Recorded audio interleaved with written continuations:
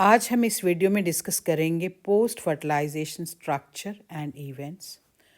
Post fertilization क्या होता है कि जैसे हमने प्रीवियस वीडियो में डिस्कस किया था कि एंजियोस्पर्म में डबल फर्टिलाइजेशन होता है। One of the male gamete fuses with the female gamete and second fuses with the central nucleus to form primary endosperm nucleus. तो ये 1.4 पार्ट है एनसीईआरटी बुक का +2 बायोलॉजी। तो इसमें हमने डिटेल में डिस्कस करना है कि व्हाट इज़ एंडोस्पर्म फॉर्मेशन, बनता कैसे है, उसकी स्ट्रक्चर क्या है, एम्ब्रियो कैसे बनता है, एम्ब्रियो डेवलपमेंट, ओव्यूल कैसे रायपन होते हैं सीड फॉर्मेशन के लिए, और ओवरी से कैसे फ्रूट बनता है। जैसे हमने प्रीवियस वीडियो में डिस्कस किया हुआ कि पॉलन ग्रेन स्टिग्मा के ऊपर ऐसे गिरेंगे, फिर उनसे पॉलन ट्यूब बनती है and they will carry the male gamete toward the this. ये जो ओपनिंग है ओव्यूल की, यहाँ पर ये जो ओवरी पार्ट है और इसके अंदर ये है ओव्यूल, और ओव्यूल के अंदर है एम्ब्रियो सैक। अब ये मेल गैमीट दोनों यहाँ जाएंगे। अब अल्टीमेटली ये जो दोनों मेल गैमीट है वो फ्यूज़ करेंगे। तो फ्यूजन के बाद फर्टिलाइजेशन हो गया और उसके बाद जो इवेंट होते हैं हम उसको पोस्ट फर्टिलाइजेशन बोलते हैं। तो इस वीडियो में हम डिटेल में डिस्कस करेंगे endosperm formation, embryo formation, seed formation हम नेक्स्ट वीडियोस में डिस्कस करेंगे। So this is 1.4.1 part of NCERT book. अब एंडोस्पर्म जो फॉर्मेशन है वो एम्ब्रियो डेवलपमेंट से पहले हो जाता है। और क्यों होता है? क्योंकि एंडोस्पर्म का काम होता है न्यूट्रिएंट्स में रिच होना, उसके अंदर बहुत सारा रिजर्व फूड मटेरियल स्टोर हो जाता है, स्टार्च एंड प्रोटीन। जैसे जो एक्स्ट्रा फूड फॉर्मेशन होता है प्लांट में वो इसके अंदर स्टोर हो जाता है। और जैसे जैसे एम्ब्रियो को चाहिए, एम्ब्रियो के सेल डिवाइड करेंगे या उसकी ग्रोथ होनी है, तो उसको वो जो सारी नरिशमेंट है वो कहाँ से मिलेगी? एंडोस्पर्म से। इसलिए एंडोस्पर्म पहले बन जाता है। जैसे क्वेश्चन पूछा गया कि एंडोस्पर्म कैसे बनता है और क्यों बनता है पहले। सो एंडोस्पर्म का काम होता है एम्ब्रियो को नरिशमेंट प्रोवाइड करना। जैसे अगर हम ये मेज ग्रेन देखें, ये मोनोकॉट प्लांट है, तो इसका अगर हम ये देखें, ये वाला जो पार्ट है इसको हम बोलते हैं एंडोस्पर्म। जैसे हमने ये सीड को ऐसे हाफ कट किया है, तो ये वाला जो पार्ट हम देख रहे हैं यहाँ पर मैंने येलो कलर का दिखाया हुआ है, this part is endosperm and this is rich in nutrients. अब हम एंडोस्पर्म के बारे में डिस्कस करेंगे डिटेल में। एंडोस्पर्म का जो प्लॉइडी लेवल है वो ट्रिप्लॉइड होता है। वो कैसे ट्रिप्लॉइड अभी हम डिस्कस करेंगे। जैसे हम ये देखेंगे कि जब ये जो एम्ब्रियो सैक है, यहाँ पर one of the male gamete यहाँ पे आके फ्यूज़ कर रहा है एग के साथ, ठीक है, और ये हेल्पर सेल्स होते हैं जिनको हम सिनर्जिड्स बोलते हैं। तो ये फ्यूजन के बाद this will lead to the formation of zygote. अब जाइगोट जो है वो उसका जो प्लॉइडी लेवल होगा डिप्लॉइड होगा 2n। अब ये जो पार्ट है सेंटर वाला, जहाँ पर ये दो न्यूक्लिया हमें नज़र आ रहे हैं, इसके साथ तीसरा न्यूक्लियस भी आके फ्यूज़ हो रहा है, ठीक है। तो इसको हम बोलते हैं प्राइमरी एंडोस्पर्म न्यूक्लियस। अब 3 न्यूक्लियस फ्यूज़ कर रहे हैं, 1, 2 एंड 3, तो इनका प्लॉइडी लेवल हो जाएगा 3n। अब इस क्योंकि ये एंडोस्पर्म बनाने में मदद करता है तो इसको हम बोलते हैं प्राइमरी एंडोस्पर्म न्यूक्लियस। तो 2 मेल गैमीट फ्यूज़ हो रहे हैं तो इसको हम डबल फर्टिलाइजेशन बोलते हैं। ये हमने प्रीवियस वीडियो में डिटेल में डिस्कस किया हुआ। अब ये जो सेंट्रल न्यूक्लियस है वो एंडोस्पर्म बनाने में मदद करेगा। और जब ये प्रोसेस स्टार्ट हो जाता है डबल फर्टिलाइजेशन का, तो अल्टीमेटली एंटीपोडल सेल्स जो हैं वो डीजनरेट हो जाएंगे। अब ये जो है सेल यहाँ पर जिसका प्लॉइडी लेवल है 2n, ये एम्ब्रियो बनाने में मदद करेगा। अब ये जो है प्राइमरी एंडोस्पर्म न्यूक्लियस जिसका प्लॉइडी लेवल है 3n, ये एंडोस्पर्म बनाने में मदद करेगा। तो इसीलिए इसको हम बोलते हैं प्राइमरी एंडोस्पर्म न्यूक्लियस। अब एंडोस्पर्म बनता कैसे है? अब यहाँ पर ये जाइगोट जैसे हमने डिस्कस किया एम्ब्रियो बनाएगा, ये एंडोस्पर्म न्यूक्लियस है। अब अगर हम देखें, ये हमने बनाया है एम्ब्रियो सैक, ठीक है, और यहाँ पर हम ये बना रहे हैं एंडोस्पर्म न्यूक्लियस। अब ये जो एंडोस्पर्म न्यूक्लियस है इसमें बहुत सारी ऐसे न्यूक्लियाई बनने शुरू हो जाएंगे और ये होंगे माइटोटिक सेल डिवीजन से, माइटोसिस, या इसको हम माइटोटिक भी बोल देते हैं।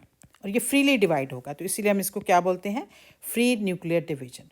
तो बहुत सारे न्यूक्लियाई बन गए और यहाँ पर हमारे पास है वो जाइगोट वाला पार्ट जिससे एम्ब्रियो बनना है, ठीक है। अब इसमें क्या होगा कि बहुत सारे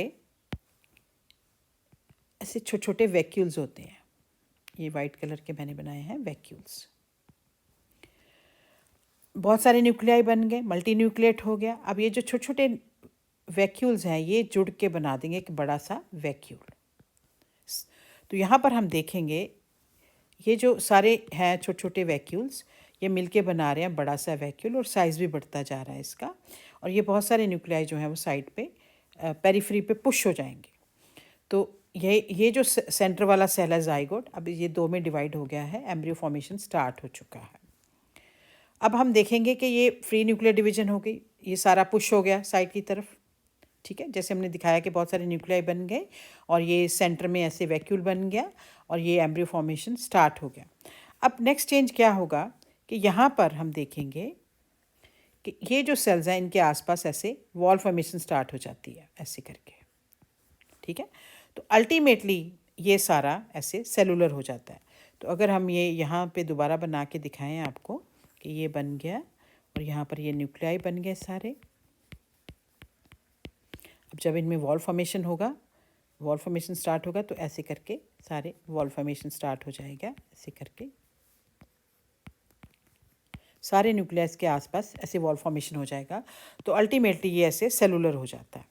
तो ये पार्ट हमारे पास बन गया। अगर हम देखें तो यहाँ पे जाइगोट में थोड़ा थोड़ा चेंजेस स्टार्ट हो गई हैं, एम्ब्रियो फॉर्मेशन बनना शुरू हो गया है। वो हम नेक्स्ट वीडियो में डिस्कस करेंगे कि कैसे वो पूरा एम्ब्रियो बनता है। और यहाँ पर ये सारा सेलुलर हो गया, हमने देखा सेल से भरा हुआ है। तो एग्जाम्पल हम कोकोनट ले सकते हैं, और भी बहुत सारे एग्जाम्पल्स हैं। तो हम यहाँ फिगर में देखेंगे कि ये कोकोनट जो हम खाते हैं रूटीन में, तो इसमें ये जो वाइट पार्ट आप खाते हैं, दिस पार्ट, ये सॉलिड एंडोस्पर्म है। और ये जो इसके अंदर पानी होता है इसको हम बोलते हैं liquid endosperm. So this is solid endosperm and this is liquid endosperm. तो ये कोकोनट का हो गया। अब जैसे पूरा जैसे ओव्यूल कहाँ है, जैसे ये हम अगर फ्लावर देखें तो इसके अंदर ये हमारे पास ये ओव्यूल्स है, ठीक है। तो ये ओव्यूल्स हो गए। हर एक जो ओव्यूल है वो राइपन होके बनाता है सीड। अब सीड कैसे बनता है वो भी हम डिटेल में डिस्कस करेंगे।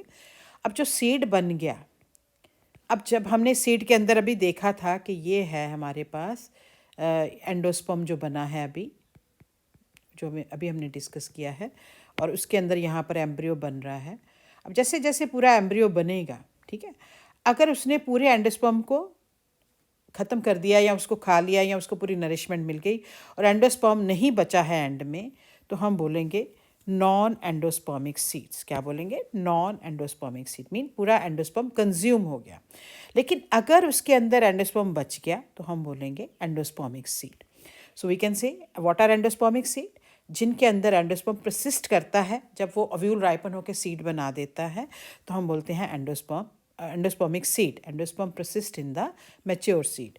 तो उसके एग्जाम्पल है castor, cereals, coconut, sunflower, wheat, rice and maize. तो ये हमने मेज़ का एग्जाम्पल लिया था, ये इसका एंडोस्पर्म पार्ट है जो बचता है बाद में, ये राइस में भी बचता है। और ये है हमारे पास कैस्टर, ये कैस्टर के सीड्स हैं। तो इनकी अगर हम इंटरनल स्ट्रक्चर देखें, यहाँ पर हम देखेंगे कि ये इसमें एंडोस्पर्म है। तो जब सीड मैच्योर हो गया, उसके अंदर एंडोस्पर्म है, तो हम बोलेंगे एंडोस्पर्मिक सीड। ये इसके बाकी पार्ट हो गए, ये कॉटिलेडन हो गया, ये सीड किट हो गया, ये एम्ब्रियो का पार्ट हो गया, हाइपोकोटाइल रूट एक्सिस। हम अगली वीडियो में डिस्कस करेंगे डिटेल में। तो एंडोस्पर्मिक सीड जिनमें एंडोस्पर्म बच गया है, एग्जाम्पल आ गया castor, serial, coconut, sunflower, wheat, rice and मेज। अब नॉन एंडोस्पर्मिक सीड के सीड बन गया है पूरा, लेकिन एंडोस्पर्म नहीं है, एंडोस्पर्म पूरा कंज्यूम हो गया है जब एम्ब्रियो बना है। सो एंडोस्पर्म में इधर B completely consumed by the developing embryo, so no endosperm will persist in the mature seed, so they are called as non endospermic seed. तो एग्जाम्पल है मटर, पी, बीन्स, जितने भी बीन्स हैं, ग्राउंडनट, मूंगफली, एलमंड, बादाम, मस्टर्ड। अब यहाँ पर हम मूंगफली का देख रहे हैं, ये अब देखो मैंने ये खोला हुआ है, ये दोनों हमें यहाँ पर ये जो दोनों नज़र आ रही हैं ये कॉटिलेडन्स हैं, और ये सेंटर में ऐसे हमें एम्ब्रियो नज़र आ रहा है मैच्योर सीड में, और ये इसका छिलका है जिसको हम बोलते हैं सीड कोट। तो कोई एंडोस्पर्म नहीं है, कॉटिलेडन्स हैं। यहाँ पर हम एलमंड में भी हम देखेंगे, यहाँ पर भी हम देख रहे हैं ये वाला जो पार्ट है वो एम्ब्रियो है, ये दोनों कॉटिलेडन्स हैं और ये एलमंड है। तो यहाँ पर भी कोई एंडोस्पर्म नहीं है, तो हम बोलते हैं non endospermic seeds. So this is all about endosperm formation, its structure and endospermic seed and non endospermic seeds.